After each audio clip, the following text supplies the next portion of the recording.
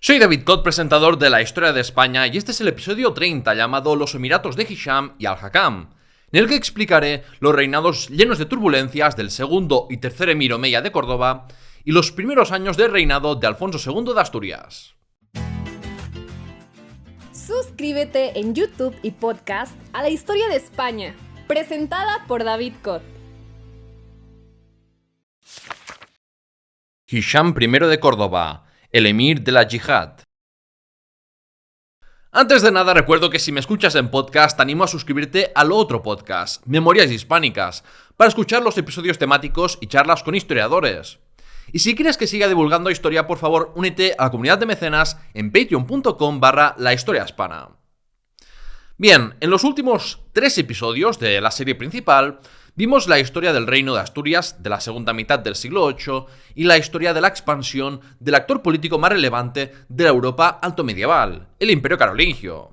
Retomando el hilo narrativo omeya que dejamos en el episodio 26, Abderramán I, el halcón de Al-Ándalus, hay que decir que el arquitecto del Emirato omeya independiente en Al-Ándalus murió en octubre del 788, dejando como heredero a su hijo Hisham, nacido de una relación con una mujer cordobesa que convirtió en su concubina poco después de entrar en la capital en el 756. Hisham había ejercido de gobernador de Toledo y estaba ejerciendo de gobernador de Mérida a la muerte de su padre, con lo que al enterarse de su muerte se apresuró a ir a la capital para hacerse con el control del Alcázar, símbolo de la soberanía omeya. Sin embargo, la sucesión no quedó incontestada y el hijo primogénito, Sulaimán, pretendió usurpar el trono con el apoyo de su hermano Abdalá. A diferencia de los reinos cristianos, donde se instauró progresivamente el principio de primogenitura como la norma, entre los omeyas la sucesión dependía de la designación del emir anterior y de la aceptación del heredero de la familia omeya. Y Hisham no fue unánimemente aceptado. El primogénito estaba en esos momentos gobernando Toledo, y con sus apoyos entre los árabes sirios se enfrentó a Hisham en la provincia de Jaén. Ahí fue derrotado, pero la resistencia continuó. El emir asedió Toledo, defendida por Abdalá, sin lograr tomar la plaza. Pero aún así, al cabo de poco, Abdalá se entregó al emir y pidió el amán, el perdón que podía conceder el emir. Sulaimán se refugió en Tutmir, aproximadamente las actuales provincias de Murcia y Alicante, y viendo que la revuelta no iba a ningún lado, decidió negociar con Hisham.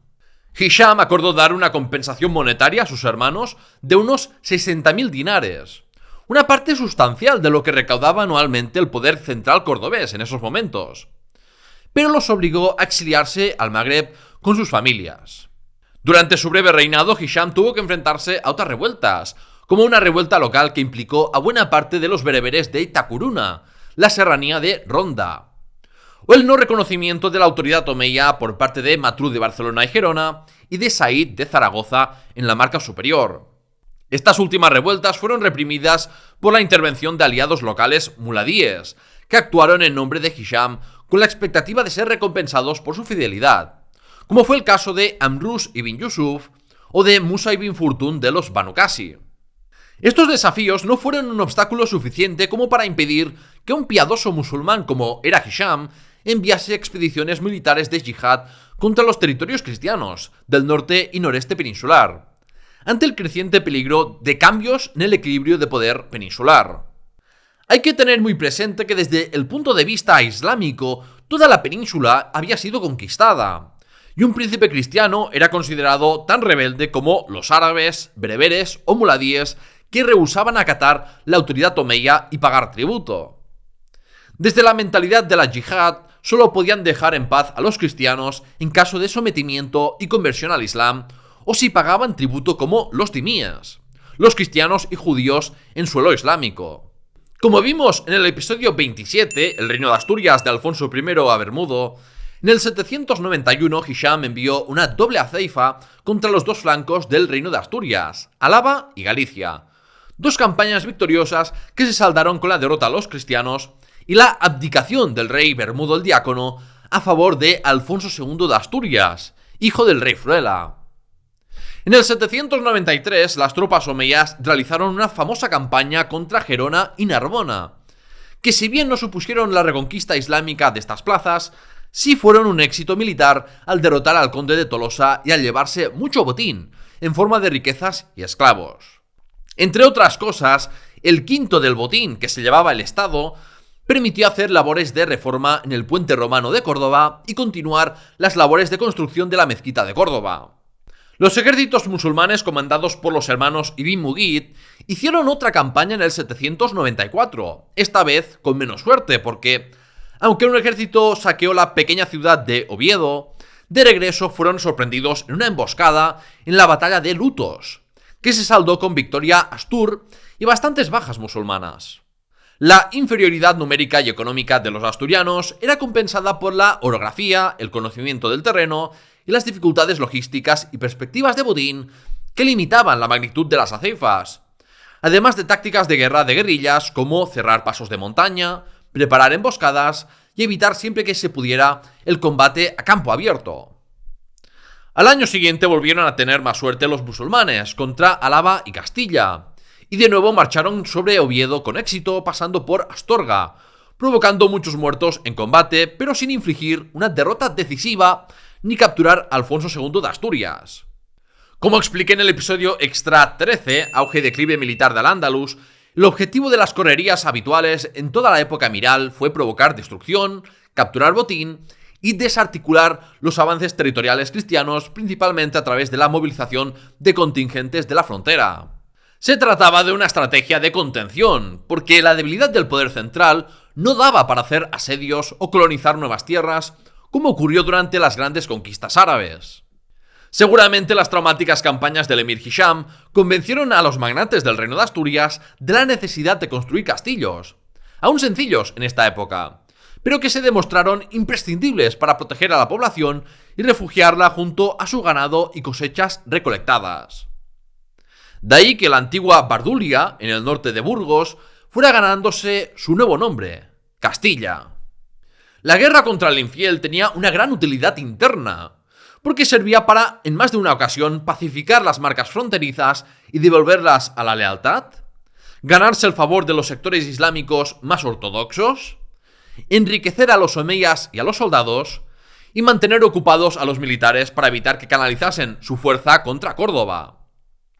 Quizás el emir Hisham sí tenía esperanzas de destruir por completo el reino de Asturias, como plantea el historiador Víctor Manuel Aguirre, al atacar directamente Oviedo e intentar capturar a Alfonso II.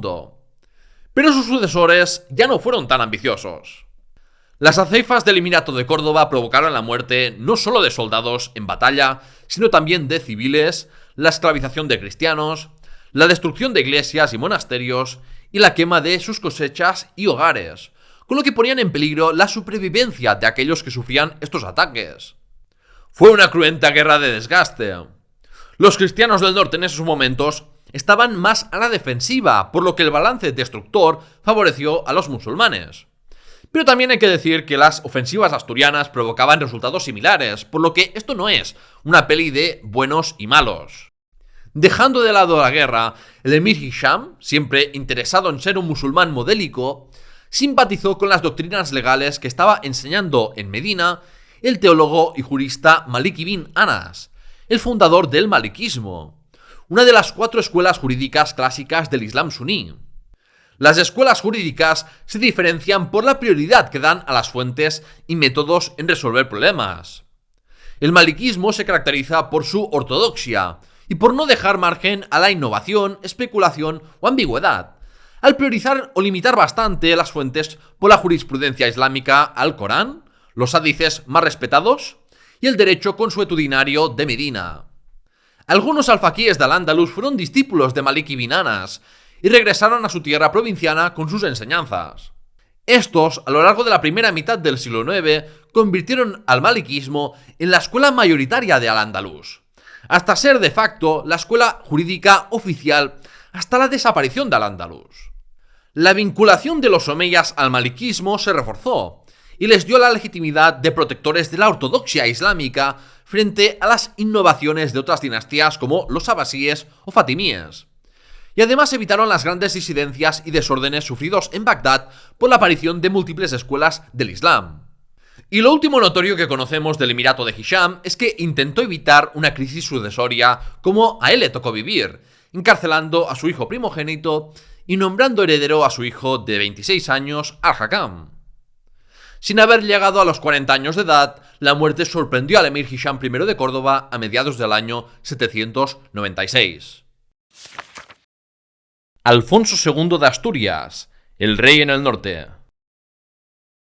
Como he comentado antes, Alfonso II de Asturias empezó a reinar en el año 791, tras el descalabro asturiano frente a Hisham. Pese a que tuvo un largo reinado de 50 años entre el 791 y 842, hay bastantes lagunas en el reinado del longevo Alfonso II de Asturias.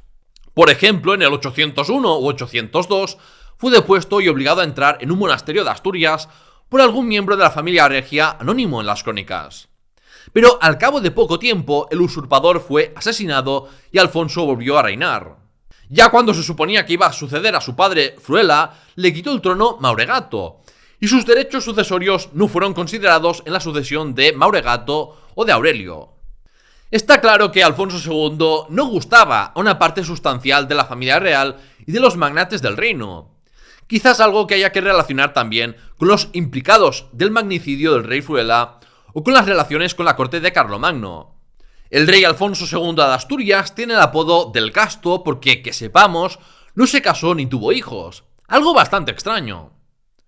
Quizás se deba a que tuvo que tomar los votos monásticos cuando fue brevemente depuesto, o a que para ser aceptado para reinar tuvo que renunciar a tener descendencia. Durante el reinado del Casto se desarrollan las estructuras administrativas del reino de Asturias. De la jefatura política se pasó a un pequeño reino, al desarrollar instituciones propias como la Cancillería Real. Alfonso II transformó Oviedo en la sede regia y la monumentalizó con numerosas iglesias, basílicas y palacios. Oviedo hasta entonces no había sido más que una aldea, de manera que creó una nueva diócesis para Oviedo para estrechar la relación entre poder regio y eclesiástico. Algunos han visto en Alfonso II las primeras muestras de neogoticismo, de esa intención de emular y restaurar el reino visigodo. Pero los documentos contemporáneos solo permiten sostener que el monarca cristiano ambicionaba restaurar la cristiandad en toda la península. Quizás más que emular al reino visigodo, Alfonso II pretendía emular al referente cristiano del momento, el Imperio Carolingio. Y lo de buscar la legitimidad en los godos es algo posterior, cuando ya los carolingios estaban en declive. Hablando del Imperio Carolingio, las aceifas casi anuales que envió el emir Hisham I de Córdoba fueron un buen motivo para reforzar los contactos diplomáticos entre el pequeño reino montañés y Carlomagno. Ya hubo un primer acercamiento cuando Alfonso II apoyó a Beato de Liébana para alinearse con la posición carolingia contra el adopcionismo, eliminar la herejía dentro del seno de la Iglesia del reino y de paso independizarla del cada vez más debilitado poder del primado de España, la sede episcopal de Toledo, que estaba bajo dominio andalusí. En el 795 una embajada astur llegó a la corte de Tolosa de Luis el Piadoso para sellar una alianza, y en el 797 se envió otra a la corte de Carlomagno con una tienda de campaña capturada del general Abd al-Malik ibn Mughith. Al año siguiente el soberano astur envió la última embajada con 7 cautivos andalusíes y caballos y armas capturadas durante el saqueo de Lisboa. Así es, conocedor de la complicada situación política del Emirato de Córdoba en el 798, los asturianos pasaron a la ofensiva y saquearon una ciudad tan al sur como Lisboa. Alegremente en su correspondencia, Alfonso el Casto proclamaba ser servidor de Carlomagno, a veces traducido erróneamente como vasallo. Pero no hay que imaginarse unas relaciones de dependencia reales, sino más bien un reconocimiento del soberano astur de que Carlomagno era una autoridad superior dentro del mundo cristiano. Se ha llegado a postular la presencia temporal de tropas francas en el reino de Asturias como resultado de las peticiones de alianza del monarca astur, y las menciones en algunos documentos de soldados francos en la cordillera cantábrica. Los frecuentes ataques andalusíes contra Álava y Castilla también podían tener como objetivo dificultar las comunicaciones entre Asturias y el Imperio Carolingio. Alfonso II siguió la tarea de sus predecesores de ejercer un dominio efectivo sobre las áreas periféricas del reino y abortar el surgimiento de otros poderes locales como en su día surgió el Astur. La cuenca del Duero ya vimos que presentaba una realidad política descentralizada y heterogénea.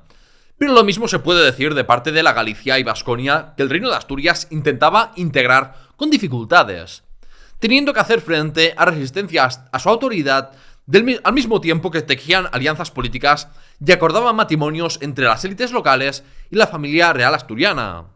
Esto se debe tanto a que los beneficios de ceder soberanía a los monarcas astures no estaban muy claros, como por la heterogeneidad de las estructuras de poder y socioeconómicas de las regiones que intentaron incorporar, desde los valles sin élites poderosas de Vizcaya hasta los castros, monasterios y grandes terratenientes de Galicia.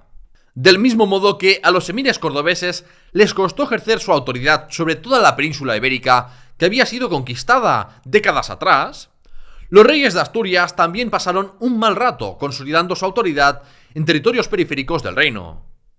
Los mapas no pueden hacer justicia a la enorme complejidad de una monarquía altomedieval. Y por ejemplo, mientras que regiones como Liébana, la Asturias central y oriental o Álava contaban con fuertes lazos con la monarquía astur de Alfonso II, había regiones como Trasmiera, en Cantabria, o incluso zonas de Asturias poco conectadas con el poder central. Gozar de apoyos de una u otra zona fue importante para el acceso o mantenimiento al trono de algunos monarcas. Por ejemplo, como Alfonso II era hijo de una vascona llamada Munia, gozaba de apoyos en Vasconia, mientras que el rey Ramiro afianzó su poder gracias a un ejército de Galicia con el que depuso al sucesor de Alfonso II, su cuñado Nepociano. No había, pues, una resistencia general cristiana o un sentimiento de unidad como las crónicas asturianas o posteriores relatos nacionalcatólicos de la Reconquista intentan vender. Al-Hakam I, el bombero de Al-Ándalus. Al-Hakam era un hombre muy distinto a su padre. No era un hombre muy preocupado por cuestiones teológicas o por ser un buen musulmán. De hecho, bebía vino y le gustaba pasar tiempo con sus concubinas o cazando, según criticaban algunos hombres de religión. Escribía poemas, era un hombre alto y con rasgos de árabe de pura cepa, y si por algo he recordado es por cortar de raíz los problemas rápidamente y de manera implacable. Pese a que se le atribuyen los méritos de ser patrón de poetas y artistas a su hijo Abderramán II, el emir Al-Hakam I ya sentó las bases para esa promoción de la cultura cortesana oriental y ya hizo venir al famoso poeta, músico y cortesano iraquí Ziryab a la corte cordobesa antes de morir. Nada más acceder al trono, Al-Hakam I tuvo que enfrentarse a desafíos internos y externos, empezando por una renovación de las pretensiones al trono de sus tíos Sulaimán y Abdalá, que volvieron del Magreb. Sulaimán no obtuvo demasiados apoyos. Algunos bereberes y árabes yemeníes del Levante y el Valle del Ebro, y ya está. Y tras 4 años sufriendo numerosas derrotas en Andalucía, fue ejecutado por el gobernador de Mérida y su cabeza enviada y exhibida en Córdoba. Se le enterró en el panteón omeya junto a su padre, porque Sulaimán pudo ser un traidor, pero era un omeya al fin y al cabo. Por su parte, Abdalá recurrió a la ayuda de Carlomagno, como ya vimos en el episodio 28, la época de Carlomagno parte 1, y ocupó con un ejército franco Huesca, antes de ser desalojado por un rebelde muladí. Finalmente Abdalá llegó a un acuerdo con su sobrino para que renunciara a sus pretensiones y jurara fidelidad a cambio de una renta anual y de un señorío vitalicio sobre Valencia, ciudad poco importante en aquella época, sobre la que los omeyas tenían poco control. Durante el emirato de Al-Hakam, Abdalá al-Balansi respetó lo pactado, dirigió expediciones contra la Barcelona recientemente conquistada por los francos, y un hijo suyo permaneció en Córdoba como un fiel consejero del emir. La autoridad efectiva del emir Al-Hakam estaba bastante limitada a las actuales Andalucía y Murcia, y no pudo hacer mucho para evitar las intervenciones carolingias de las décadas de los años 790 y 800, ni pudo atacar tampoco continuamente al reino de Asturias como había hecho su padre. Todas las dificultades ligadas a la construcción de un estado central fuerte fueron la tónica del Emirato de Córdoba, y ataron las manos de más de un emir, que tuvo que dejar sin respuesta ataques o conquistas territoriales de los reinos cristianos. Al-Hakam pudo mandar una expedición contra el norte peninsular nada más empezar su reinado antes de que viniesen sus tíos rebeldes. Una ceifa que sometió Calahorra, pasó por la Castilla primitiva hasta la costa cantábrica y regresó con un buen botín a Córdoba. En el 801, 803 y 808 mandó otras expediciones contra Álava y Castilla y contra Galicia, a ceifas bastante limitadas en magnitud y éxito.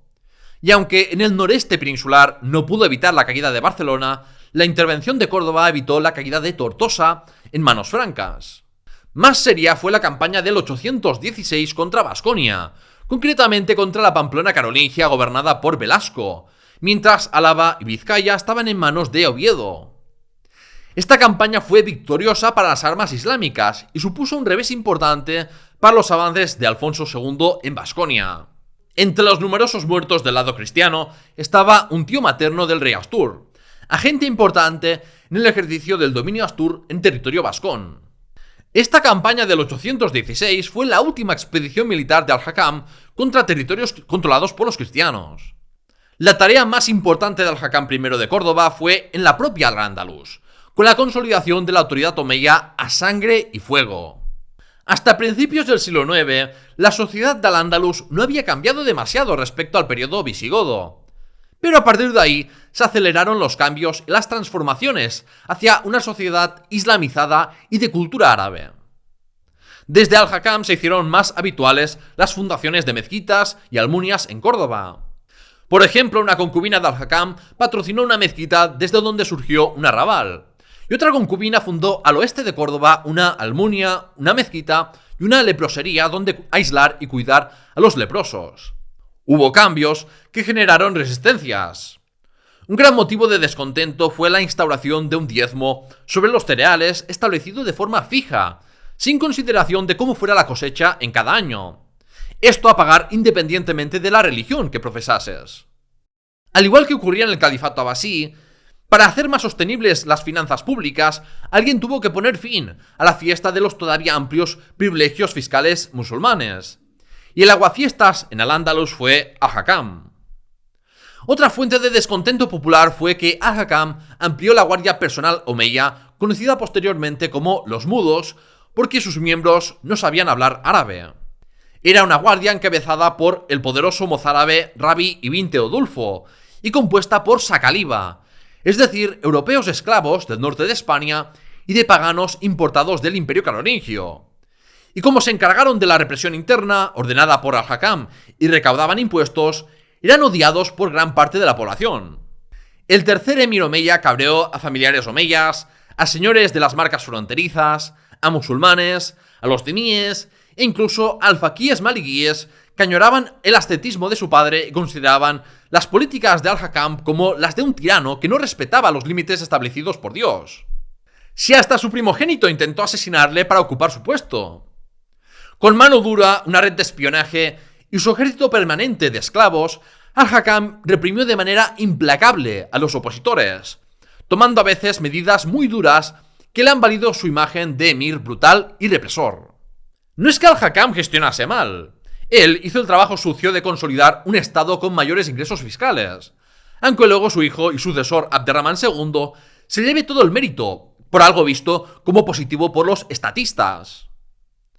Como veremos más adelante, la oposición en Córdoba fue reprimida, pero las marcas eran otra historia, y era mucho más difícil forzarlas a pagar tributo regular a los omeyas. En la marca inferior, con capital en Mérida, Al-Hakam pasó años intentando sofocar la rebelión del exgobernador de Mérida y el hombre que ejecutó a Sulaimán, el bereber Asbaq ibn Wansus. Los Banu Wansus rechazaron la autoridad omeya durante 7 años, entre el 805 y el 812, hasta que se llegó a un pacto, aunque en el 817 hubo un nuevo levantamiento que tuvo que reprimir el príncipe heredero. En el Garpa al-Ándalus, aproximadamente el actual Portugal, Lisboa y Coimbra también dejaron de pagar tributos a los omeyas y Al-Hakam tuvo que mandar a un hijo suyo a someter la región. El muladí Amrus ibn Yusuf se encargó de reprimir la oposición omeya en Toledo, la antigua capital visigoda que se había negado a reconocer al gobernador nombrado por el emir Al-Hakam nada más acceder a al trono. El entonces gobernador de Talavera sabía que no podía tomar las murallas de Toledo por la fuerza, así que Amrus prometió a una familia rebelde que nombraría de entre ellos a un gobernador si mataban al líder de la revuelta. Lo hicieron y llevaron su cabeza a Ambrús, solo para ser asesinados por los bereberes de Talavera por una venganza. Ambrús se ganó la confianza de las más importantes familias muladíes y cristianas, expresando que a él en realidad tampoco le gustaban los árabes y la dinastía omeya. Así, abrieron las puertas de Toledo y dentro pudo fortificar una ciudadela con la excusa de aislar las tropas omeyas de la población civil toledana. Ambrús advirtió de que iba a visitar Toledo Abderramán, el hijo del emir que había nacido ahí cuando su padre era gobernador de la ciudad, ya que este se encontraba en la marca media con la falsa excusa de que hubo un ataque enemigo en la marca superior. Celebró una cena con familias toledanas prominentes y, según las crónicas árabes, esto fue una trampa, pues cada invitado pasó individualmente por un pasillo y fue degollado o decapitado, sin que por la música se pudieran escuchar los gritos. Sus cuerpos fueron arrojados en un foso preparado especialmente para la ocasión. De ahí que esta masacre se conozca como la Jornada del Foso. Y solo los últimos que tenían que entrar se dieron cuenta de lo que pasaba y huyeron. Algunas crónicas dicen que el príncipe Abderramán quedó tan impactado que sufrió un parpadeo en los ojos de por vida. Aunque algunos historiadores han puesto en duda la propia existencia de la Jornada del Foso, porque narraciones literarias similares se han dado en otros contextos. Durante más de una década no hubo una nueva revuelta en Toledo. Si tal cena sangrienta ocurrió, está claro que matar a buena parte de la élite toledana fue efectivo. En la marca superior, Ambrús ibn Yusuf se encargó de desalojar al rebelde Balul ibn Marzuk de Zaragoza, y con la intervención de este leal muladí consiguió devolver la lealtad omeya a la región. Como gobernador de toda la marca superior, Ambrús se encargó de fortificar Tudela, que así emergió como ciudad andalusí relevante, y envió a su primo a gobernar Huesca. Más relevante es el conflicto armado que tuvo Ambrús con los Banu Qasi, sus aliados vascones de Pamplona, probablemente ya la familia de Íñigo Arista, además de los aliados del Alto Aragón, Álava, Castilla y Amaya, esta última antigua plaza fuerte de la provincia de Burgos, aún no integrada en el Reino de Asturias. Los partidarios de los Banu Qasi rompieron la fidelidad con el emir, capturando Tudela y el hijo de Ambrús, pero luego fueron derrotados en batalla. Así los Banu Ambrús dominaron la marca superior durante una década, hasta el punto de que hubo un momento en que Ambrús ibn Yusuf gozó de demasiado poder autónomo, se acercó a la corte de Luis el Piadoso y el emir al-Hakam tuvo que devolverlo a la fidelidad de la manera más sutil posible para evitar perder a su mejor aliado de la frontera.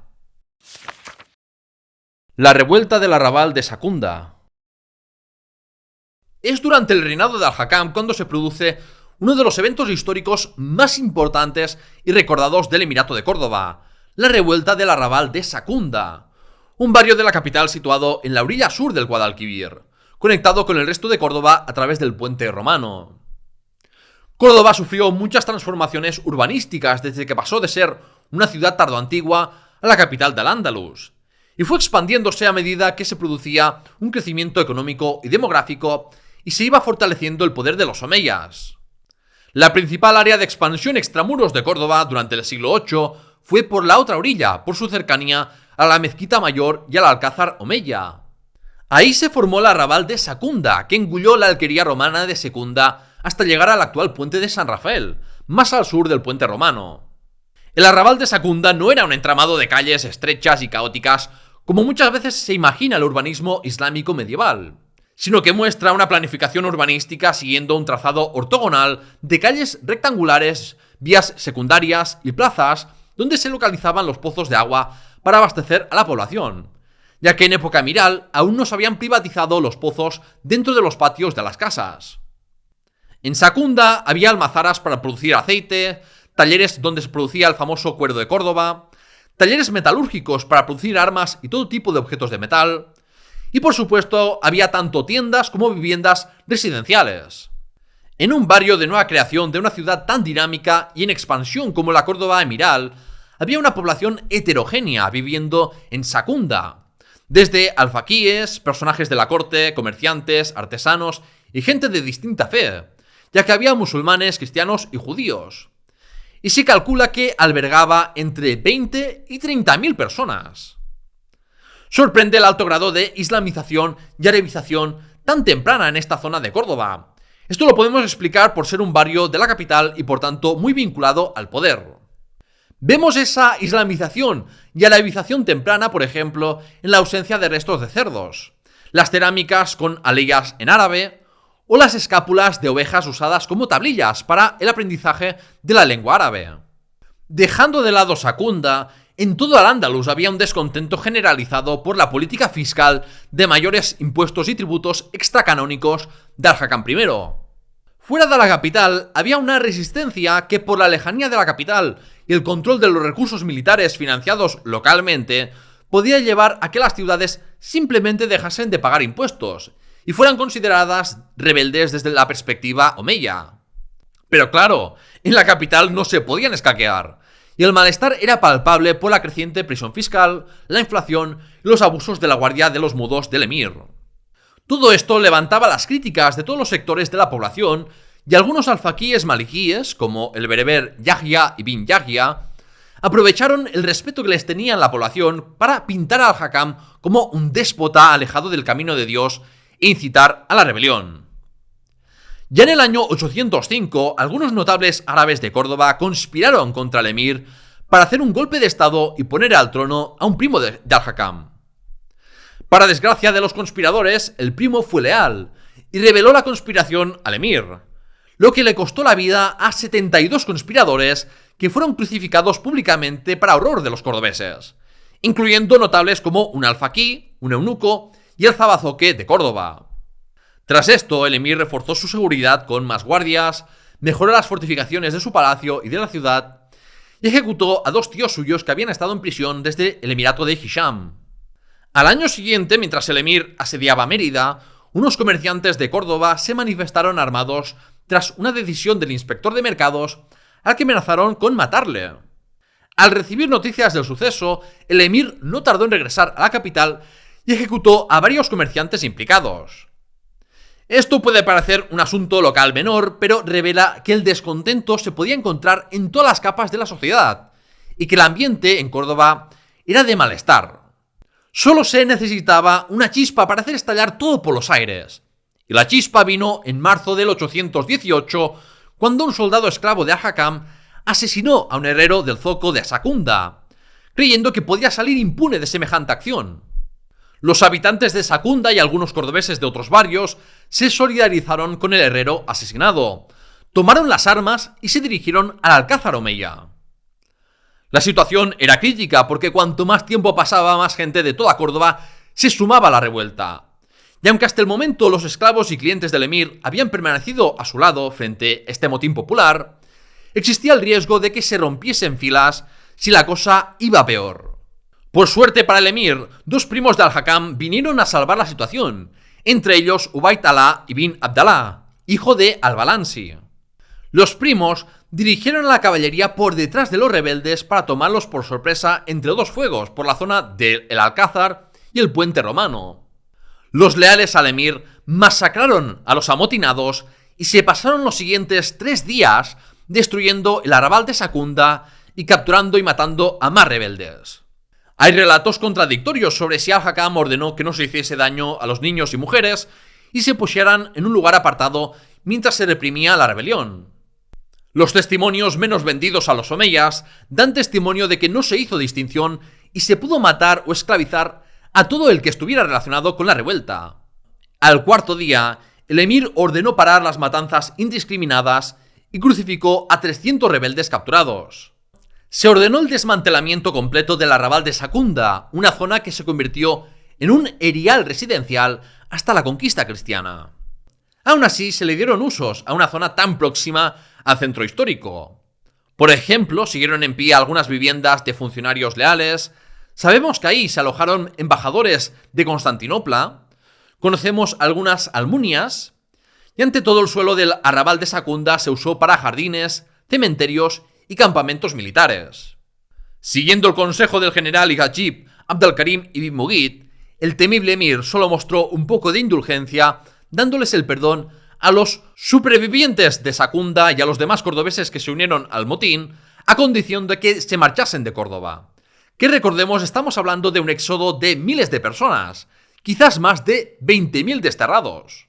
Más clemente se mostró al poco tiempo con los alfaquíes maliquíes, que tuvieron una participación muy activa en el motín, pero que al ser miembros de la élite y personajes respetados en la sociedad, era mejor no castigarlos y contar con su apoyo para obtener legitimidad religiosa. Un grupo de exiliados tomó refugio en la rebelde Toledo, pero la mayor parte se instaló en la actual Marruecos, por ejemplo, en la recién fundada ciudad de Fez, porque al príncipe árabe Idris II le interesaba reducir la influencia bereber y los exiliados andalusíes aportaban una cultura más árabe y urbana.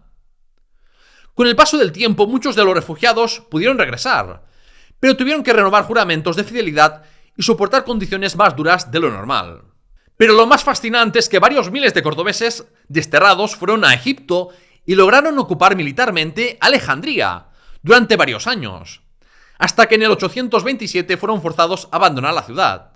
Los andalusíes exiliados y otros que se les unieron por el camino arrebataron la estratégica isla de Creta al Imperio Bizantino. Se fundó así el Emirato de Creta. Los emigrados cultivaron los campos de la isla y la usaron como base naval desde donde lanzar sus ataques piratas contra las costas griegas. El Emirato de Creta fue motivo de acercamientos diplomáticos entre el Emirato de Córdoba y Bizancio, porque el emperador exigía al emir que lo ayudase a expulsarlos por ser andalusíes. Pero de poco sirvió eso y no fue hasta el año 961 que el imperio bizantino pudo reconquistar Creta. Según la perspectiva suní, es preferible un gobernante malo que la anarquía, y de ahí que el fin justifique a los medios de represión usados para defender y consolidar la autoridad omeya. Si la revuelta del Arrabal es tan importante, es debido a que se produjo en la mismísima Córdoba, centro del poder de los omeyas, y hubo una seria amenaza a la continuidad de la dinastía por este motín popular. La victoria de la voluntad de fortalecer el régimen omeya fue completa en Córdoba, y desde entonces hasta el fin de los días del Califato de Córdoba, los cordobeses estuvieron sometidos al dominio de hierro de los omeyas. La tarea que quedaba pendiente era la de someter también de manera duradera las marcas fronterizas y frenar y revertir los avances territoriales cristianos, algo solo solucionado con cierto éxito en el siglo X. Algunos cronistas árabes cuentan que al poco de la revuelta del Arrabal, Al-Hakam cayó enfermo y pasó los 4 años restantes de su vida arrepentido por sus pecados y lo acontecido en Chacunda, y rogó a Dios su perdón. Una figura que era la viva imagen de la represión y de la exacción fiscal bajo Al-Hakam era el conde de los cristianos y jefe de la guardia de los mudos, Rabi ibn Teodulfo, quien además amasó una fortuna personal por sus cargos. Molestaba a los musulmanes que un cristiano tuviera tanto poder y a toda la población por su avaricia y corrupción. La cara visible de la represión de la revuelta del Arrabal se convirtió en una figura tan poderosa como impopular. Esto provocó que fuese un chivo expiatorio perfecto y que Abderramán, a pocos días de convertirse en emir y con aprobación de su padre, moribundo, se librase de él, crucificándolo para exculpar a Al-Hakam de los abusos del conde cristiano y hacer popular al que iba a convertirse pronto en emir. Así es, antes de morir, Al-Hakam quiso asegurarse de que no ocurrirían problemas sucesorios como había sufrido él o su padre Hisham. Nombró heredero a Abderramán II y nombró a otro hijo como heredero suplente en caso de que muriese el primero, e hizo que los notables de Córdoba les juraran fidelidad. En el año 822, en su lecho de muerte, Al-Hakam dejó escrito esto para su sucesor. Cita: «Te dejo, hijo mío, mi reino en paz, como un lecho sobre el cual puedes dormir tranquilo, porque me tomé el cuidado de que ningún rebelde venga a turbar tu sueño». Fin de la cita. Al-Hakam fue quien sentó las bases para un emirato más fuerte, y fue su hijo Abderramán II quien recogió los frutos de las semillas plantadas por su padre.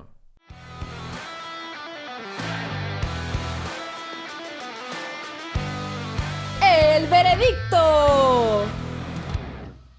En el veredicto de hoy quiero destacar que tanto los emires de Córdoba como los reyes de Asturias se enfrentaron en el siglo IX a problemas similares en cuanto a ejercer su autoridad en los territorios sobre los que reclamaban soberanía. Tras la caída del califato omeya, se debilitaron las estructuras estatales centralizadas por toda la península ibérica.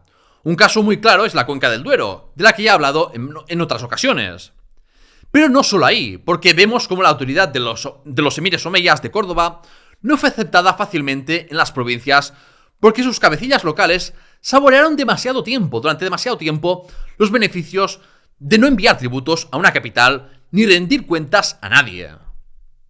Lo mismo ocurría en Galicia o en Álava y Vizcaya, frente a los reyes de Asturias y su aristocracia que quería expandirse con su modelo político alternativo a Córdoba. Y es que, ¿por qué deberían acatar la autoridad de Córdoba o de Oviedo las provincias alejadas? ¿Qué beneficios podrían obtener sus élites dirigentes? Nadie cede su autonomía a cambio de nada o sin resistir. Y en la Alta Edad Media, las entidades políticas no tenían suficientes recursos como para poner un ejército de ocupación permanente para asegurar la lealtad de las provincias. Las provincias, además, tenían características heterogéneas. Si, por ejemplo, no oímos de grandes revueltas en Andalucía, fuera de la capital, en tiempos de Hisham y de Al-Hakam, es porque los omeyas podían ejercer su soberanía por su cercanía y la fuerte presencia de asentamientos árabes, incluyendo los yun sirios. En cambio, no ocurría lo mismo en las marcas fronterizas, donde había unas dinámicas de guerra contra los cristianos o de posibilidad de aliarse con ellos, que no se encontraban más al sur. De ahí que durante todo el periodo del Emirato de Córdoba apenas llegasen tributos de esas provincias fronterizas, porque aparte de por el apoyo militar en algunas racias, Córdoba no podía ofrecer mucho más, ni tampoco mediante la fuerza quitarles sus recursos de manera regular.